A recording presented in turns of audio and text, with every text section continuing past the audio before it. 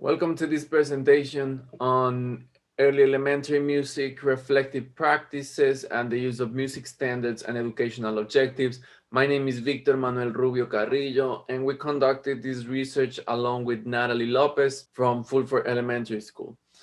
We worked through a school-university partnership and intervened in a second grade class that had been displaying some violent tendencies from some students towards the teachers, towards peers, and even in cases from teachers to students. We hypothesized that using action research approach would help us alleviate some of these tendencies. We created a 12 cycle curriculum that we developed every week after analyzing the data we had collected from every session. To collect data, we used a 10-point scale to measure national and state standards. We used a holistic evaluation approach to measure group achievement.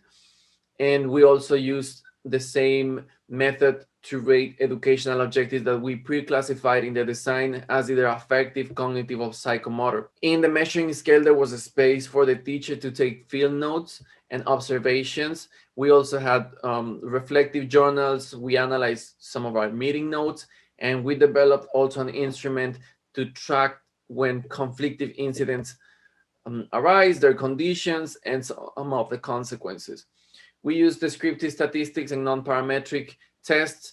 And for the qualitative data, we relied on multiple rounds of coding, categorizing, use diagrams, and also narrative development. Some of our main findings are that it was through creativity-based approaches that we saw by the end of the curriculum that students who had displayed those violent tendencies started to change their demeanor, started to take more leadership positions, started to be more cooperative, more collaborative with their peers, and were more engaged in the music making as well. We saw that having a system of support that allowed reflection, that allowed to ask some hard questions for the teacher's practice, helped reduce some of the anxiety that comes with some curricular planning and also with experimenting on a pedagogical level.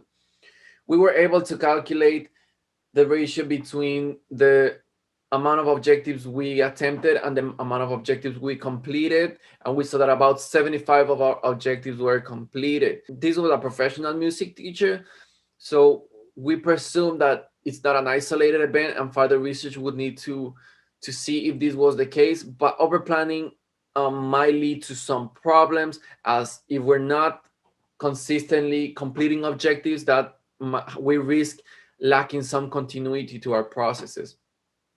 We saw through our correlations that the state from Florida standards, in this case, second grade general music, have a strong relationship with the national standards, so they seem to be well aligned.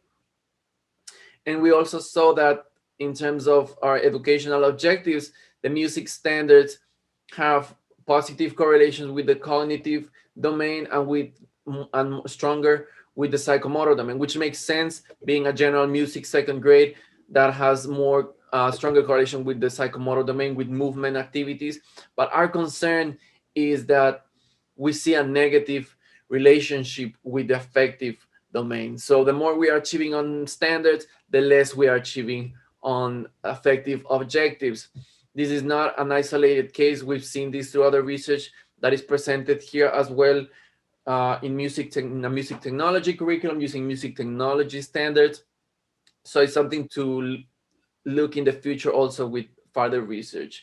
Also, it would be good to keep studying the impact on professional development that school and university collaborations can have with teachers, and especially these approaches of action research. And in practice, we see that it could be very helpful for teachers that go into practice with a bachelor's degree to have more techniques to design curriculum to conduct a 4-year program, especially in this case at the elementary level.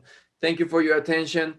Please feel free to reach out to me if you want to discuss further this research or to try to implement some of these approaches in your own classroom or through your own research. My email is right here, and you can also visit me at the webpage and contact me in there as well. Thank you again.